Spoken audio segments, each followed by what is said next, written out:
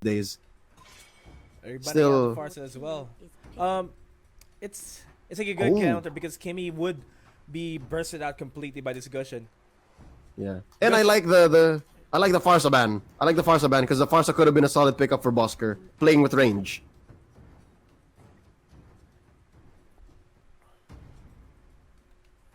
Man, this is Kaja being picked up too, so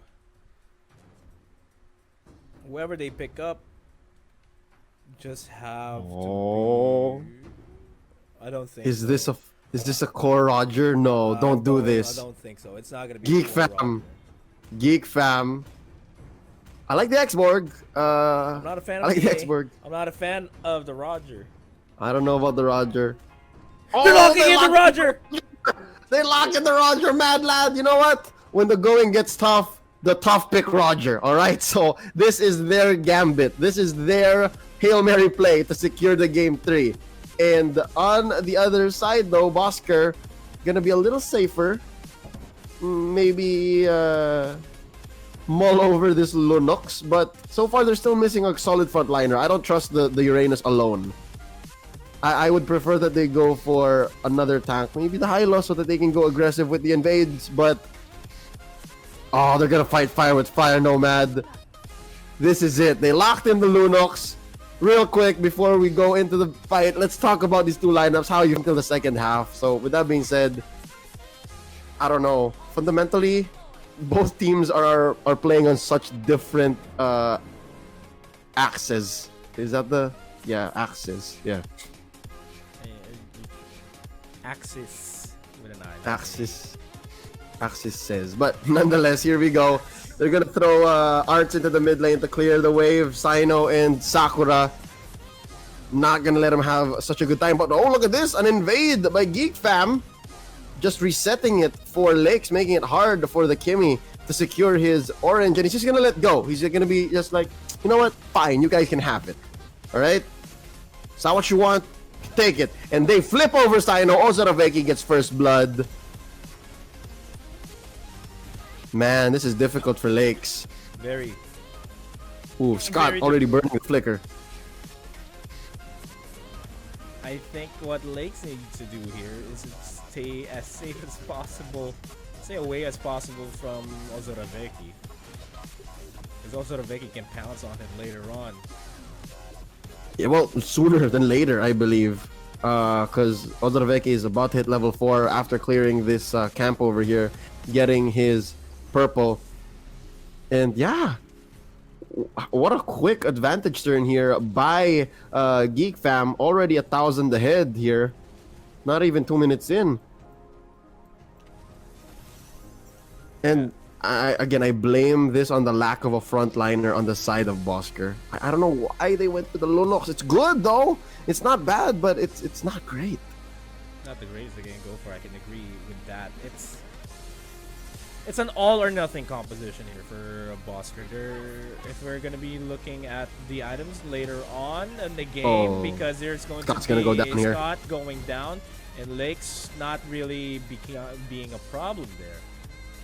But yeah, what I foresee happening is what I wanted to happen was potentially it was a Lunox or the Kaja. It can't be both. It's too greedy to have both. But they decided to go for both, and they go for broke.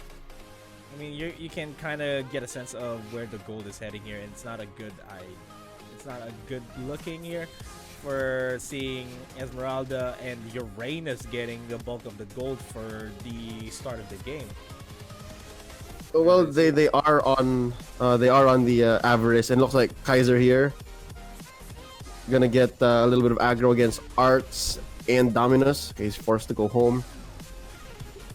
Yeah, the Avarice is what's carrying Kaiser and Sino here. But yeah, I can see how Lakes is gonna have a hard time. Ooh, quick turtle take. Started up by Ozaraveki here. And Zorn with a pull. Divine Judgment onto the Jawhead. Sakura gets the kill. And yeah, they're primed here for a contest.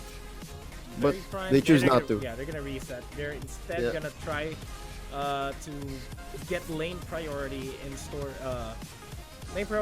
in their favor first. start pushing out the lanes and try to spot out any lurkers here on the side of Geek Fam. And as I say that, a bit of a scuffle here. Rumpel not committing onto the stun onto Sakura. They're backing off. Turtle's gonna get taken here by Ozoraveki. No responses here from Sino whatsoever. They are instead going to trade it up for the top lane turret. I like this. This is a good trade. Turret for the turtle, by all means. Any day, every day. Even on a Saturday. So with that being said, Lakes now finally at least getting some farm, picking up the Raptor Machete himself. And if there is a silver lining to this whole interesting draft setup for both teams, at least the cores haven't fallen just yet, right? If the cores start to die in the early game, then that's when you start worrying.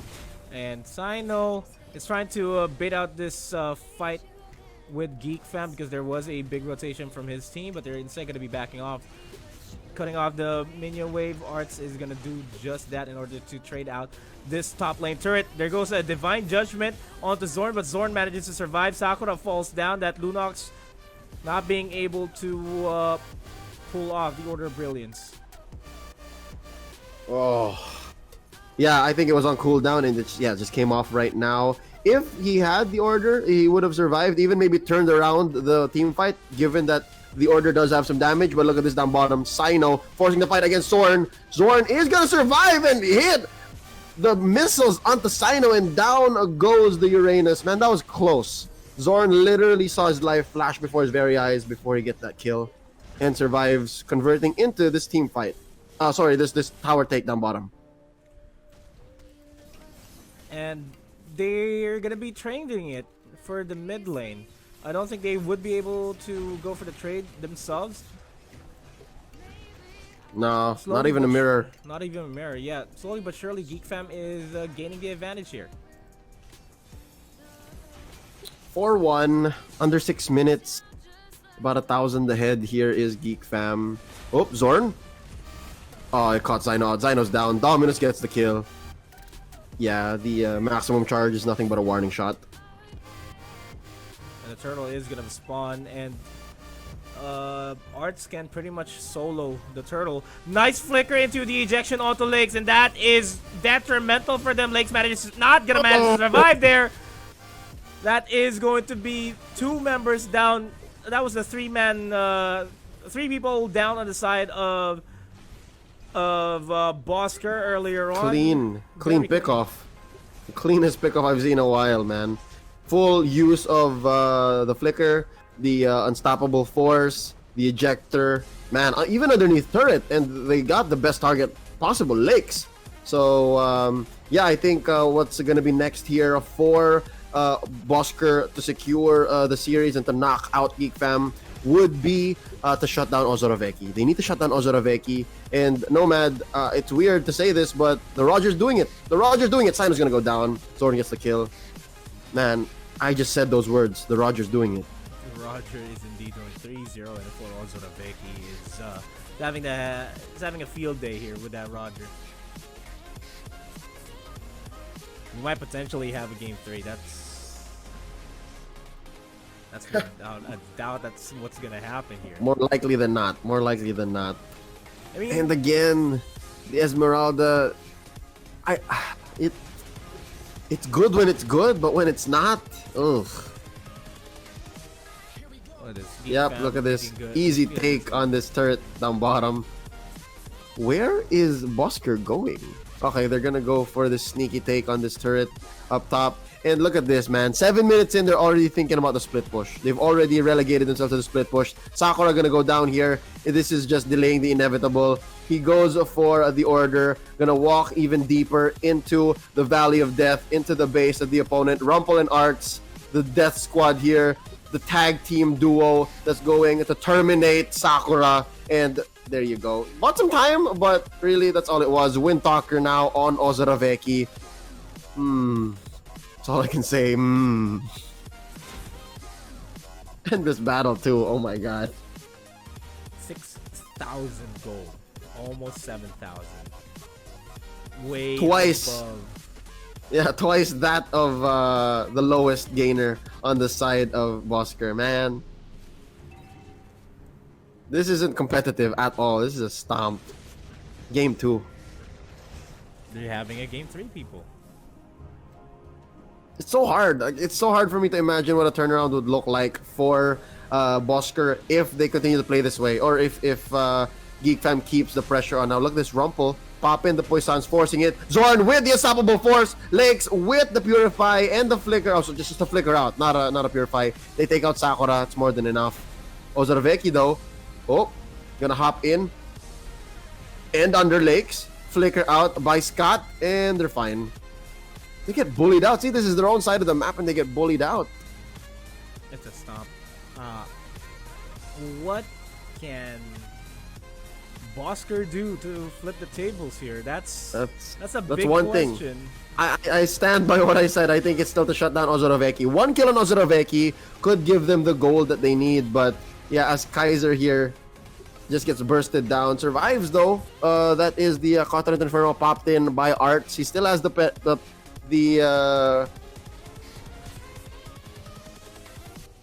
I'm sorry, that battle spell, it escapes me. Wow, of all the things that I forget. Essentially, he can still force the fight here. Hello? The return. Check. Can you hear me? Yes. Alright, I think I got lost there for a bit. Yeah, no, my brain got lost. I totally forgot what that battle spell is on the Tams. Where is the Tams? I totally forgot about it too. Right? I mean, that's the right talent for the most part. That's the right battle spell for the most part, but...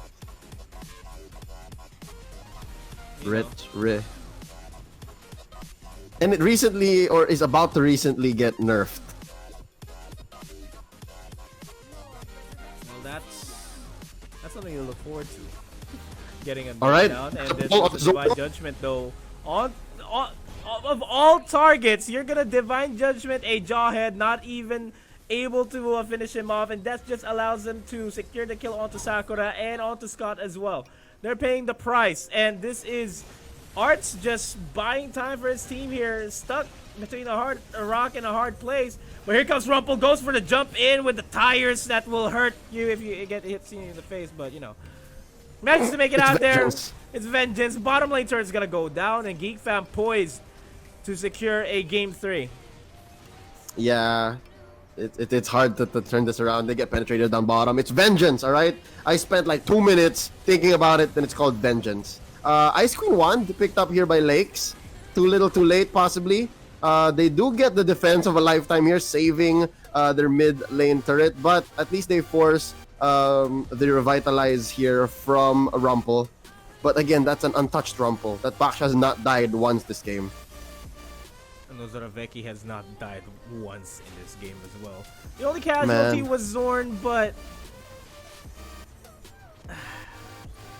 look at that lead, man. It's Zorn is feeling it. Zorn is back to his recall spamming ways. And wow, Ozaraveki already down to... No, I don't think he's... Yeah, he just picked up the anti-ejector potion. Alright, look at this. Sino caught out. Hunting him down is Rumple and Zorn. Is he gonna get spotted out? Is he gonna get spotted out? Yes, he does. Oh! Here comes Rumple. There you go with the Unstoppable Force. Does not get the ejector though. Zyno still on the run, and they're gonna let him go. That would be too much of a waste. Because the Lord is a priority here for these guys. Scott takes Dominus. Dominus manages to survive that. And Scott's gonna be paying the price for that Divine Judgments. A lot of questionable Divine Judgment plays here, but not a lot of questionable engages here by Ozaraveki. They are gonna be foregoing the Lord, instead taking down this tier 1 top turret. The inhibitor turret, I mean. Yes. And there you go, Sansword picked up by Ozaraveki, even more to make this Lord take easier with the help of Arts.